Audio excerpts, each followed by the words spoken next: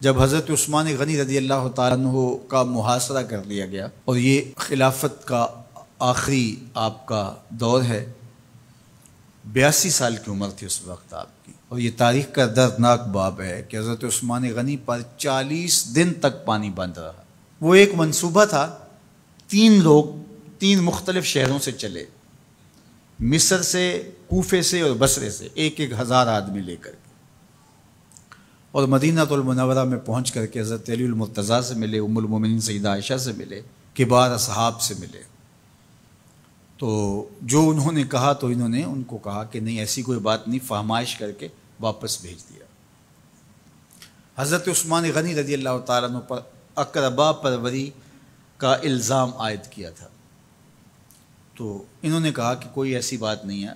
پھر یہ تھا کہ آپ نے کم عمر گورنر، کم عمر لوگ مقرر کیے، تو حضرت عثمان نے کہا کہ حضرت اسامہ بھی تو کم عمر تھے، حضور نے ان کو اگر مقرر کیا ہے تو یہ تو مثال ہمارے سامنے موجود ہے۔ لیکن یہ ایک منصوبہ تھا، اس منصوبے کے تحت یہ 3 جگہوں سے لوگ آئے تھے۔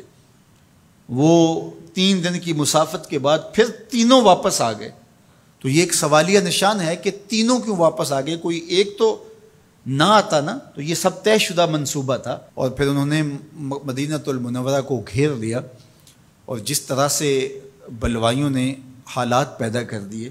سیدنا علی المرتضیٰ رضی اللہ تعالیٰ عنہ تو شہر مدینہ سے باہر تشریف لے گئے تھے، اور اپنے بیٹوں امام حسن اور امام حسین رضی اللہ تعالیٰ عنہ کو حضرت عثمان غنی کے دروازے پر مقرر کیا تھا کہ ان کو ضرر نہ پہنچنے دینا۔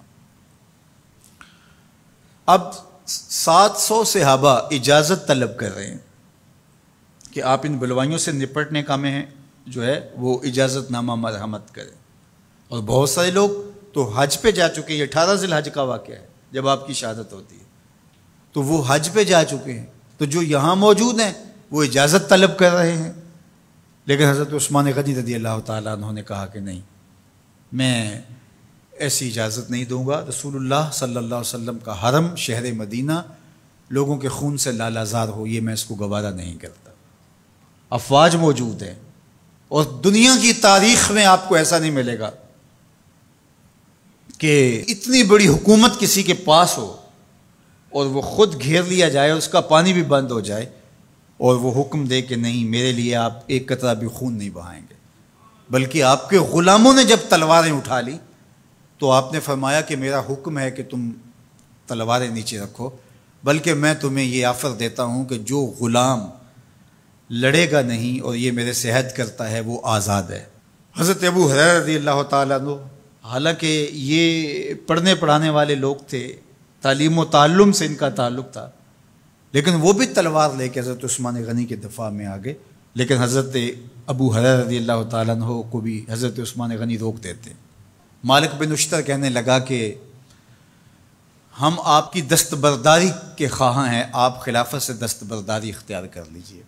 تو حضور علیہ الصلوۃ والسلام کے اس جانثار صحابی نے، حضرت عثمان غنی نے فرمایا یہ نہیں ہو سکتا۔ دستبردار کیوں نہیں ہوئے؟ لگتا تھا یہ سب سے زیادہ آسان تھا، لیکن حضور نے ارشاد فرمایا تھا، اے عثمان، تمہیں اللہ ایک قمیض پہنائے گا، لوگ اس کو اتارنا چاہیں گے، تم کبھی نہ اتارنا۔ تو اس سے مراد خلافت کی قمیض ہے، اور ان کی شہادت کی خبر بھی اللہ کے محبوب علیہ السلام نے دی تھی، اور اگر آپ دستبردار ہو جاتے تو یہ ایک کھلونا بن جاتا، بازیچہ بن جاتی خلافت۔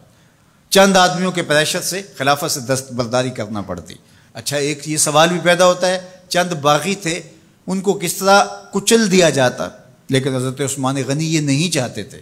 ایک تو یہ کہ مدینے کی حرمت پامال نہ ہو، اور دوسرا پورے عالم اسلام کو آگ لگانے کا جو منصوبہ تھا، 3 مختلف شہروں سے 1,000 آدمی لایا گیا ایک منصوبے کے تحت، اور انہیں لاشیں چاہیے تھیں، اور جو ان کے پیچھے کام کر رہے تھے نادیدہ ہاتھ، ان کا منصوبہ یہ تھا کہ یہاں سے مختلف سمتوں میں، یہ تینوں شہر مختلف سمتوں میں تھے، تینوں سمتوں میں جب لاشیں جائیں گی تو پورے عالم اسلام کو ہم جو ہے وہ خانہ جنگی کی آگ میں دھکیل سکیں گے۔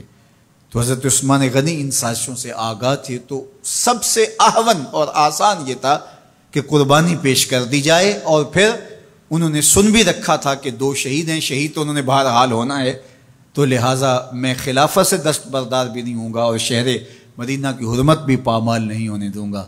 اور تیسری بات یہ ہے کہ میں خود مظلوم شہید کر دیا جاؤں، تو آپ نے یہ گوارا کر لیا۔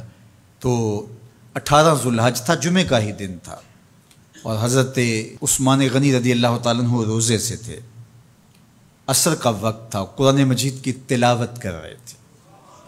حضرت امام حسن، امام حسین اور حضرت عبداللہ بن زبیر اور دیگر لوگ آپ کے دروازے پہ پہرا دے رہے تھے، لیکن باغی پچھلے گھر سے دیوار پھلانگ کے آپ کے گھر میں داخل ہوئے اور تلوار سے وار کیا۔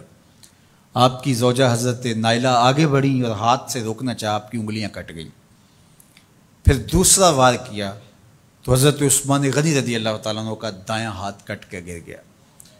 حضرت عثمان غنی رضی اللہ تعالیٰ عنہ نے افسوس کیا اور کہا کہ تم نے وہ ہاتھ کاٹ دیا جس سے میں وحی کی کتابت کیا کرتا تھا۔ پھر اس کے بعد آپ پر 9 وار کیے گئے اور آپ کو شہید کر دیا گیا، اور آپ کا خون قرآن مجید پڑھتے ہوئے اس آیت پہ گرا، فَسَيَكْفِيكَهُمُ اللَّهُ وَهُوَ السَّمِيعُ الْعَلِيمُ۔ تو حضرت عثمان غنی رضی اللہ تعالیٰ عنہ مظلوم شہید کیے گئے، بھوکے اور پیاسے شہید کیے گئے، ظلماً شہید کیے گئے۔ حضرت عبداللہ بن عمر رضی اللہ تعالیٰ عنہ فرماتے ہیں کہ حضور فتنوں کا ذکر کر رہے تھے کہ فتنے ہوں گے، بہت بڑے فتنے ہوں گے۔ تو ایک شخص نے چادر اوڑھی ہوئی تھی اور وہ مجلس واعظ کے قریب سے گزرا جہاں حضور کچھ ارشاد فرما رہے تھے، تو آقا کریم نے اشارہ کر کے کہا اس دن یہ شخص حق پہ ہوگا۔ عبداللہ بن عمر کہتے ہیں کہ میں اٹھا اور جا کے دیکھا تو وہ حضرت عثمان تھے۔ تو میں نے حضرت عثمان کے چہرے کو پکڑ کے تھوڑا سا حضور کی جانب کیا اور میں نے کہا حاضہ حضور، یہ اللہ کے محبوب فرمایا ہاں یہی، جب فتنے ہوں گے تو فرمایا یہ حق پہ ہوگا۔ تو حضرت عثمان غنی رضی اللہ تعالیٰ عنہ حق کی راہوں کے مسافر، جنہیں حضور کی زبان سے شہید کہا گیا، اور شہید کسی کا انجام ہوتا ہے، تو حضور نے فرمایا یہ شہید ہوگا۔ شہید وہی ہوتا ہے جو بحالت ایمان اس دنیا سے راہ خدا میں اپنی جان قربان کرے۔ فرمایا فَإِنَّمَا عَلَيْكَ نَبِيٌّ وَصِدِّيقٌ وَشَهِيدَانٌ، اے پہاڑ رک جا، تو جانتا نہیں تیرے اوپر اللہ کا ایک نبی ہے، ایک صدیق ہے اور 2 شہید ہیں۔ تو حضرت عثمان غنی رضی اللہ تعالیٰ عنہ عظمتوں کے مینار، اللہ اکبر۔ تو یہ حضرت عثمان غنی رضی اللہ تعالیٰ عنہ کا یہ کارنامہ تھا کہ آپ نے اپنی جان پیش کر کے امت کو جو ہے وہ فتنوں سے محفوظ کر لیا اور امت کو بچا لیا۔ حضرت عثمان غنی رضی اللہ تعالیٰ عنہ پہ کروڑوں رحمتیں، کروڑوں سلام۔ ہم آپ کی عظمت کو سلام پیش کرتے ہیں، عقیدتوں کا خراج پیش کرتے ہیں۔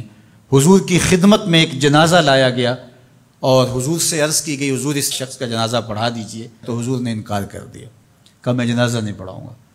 تو صحابہ نے عرض کہ یا رسول اللہ کبھی ماضی میں ایسا نہیں ہوا، جب بھی کوئی جنازہ لایا جاتا ہے تو آپ جنازہ پڑھا دیتے ہیں اور آپ نے آج انکار کر دیا ہے۔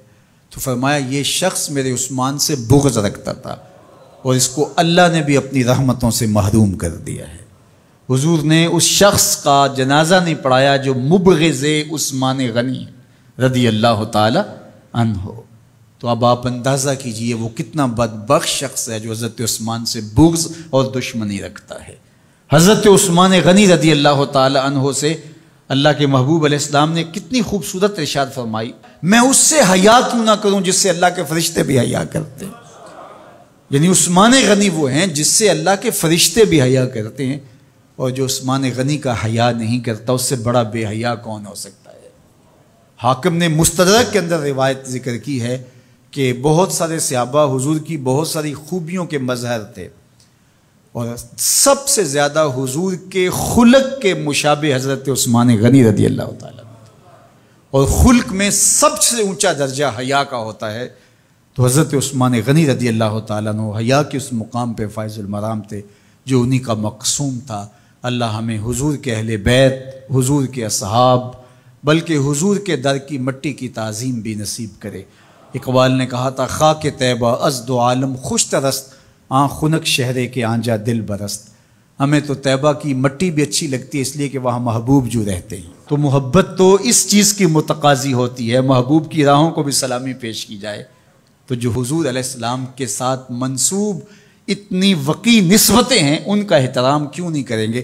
تو حضرت عثمان غنی تو داماد رسول ہیں، حضرت عثمان غنی تو ذو النورین ہیں، حضرت عثمان غنی تو حضور علیہ الصلوۃ والسلام کے محبوب اور حضور علیہ الصلوۃ والسلام کے پیارے ہیں، ان کو جنت کی بشارت دی گئی ہے، عشرہ مبشرہ میں سے ہیں، 4 جلیل القدر خلفاء میں ان کا نام شامل ہے، اور پھر حضور کی 2 صاحبزادیاں ان کے نکاح میں آقا کریم نے ان کو شہید خود قرار دیا، اور میرے اور آپ کے آقا و مولا نے کہا آج کے بعد کوئی عمل عثمان کو نقصان نہیں دے گا، اور کہا عثمان سے میں حیا کیوں نہ کروں، اس سے اللہ کے فرشتے بھی حیا کریں۔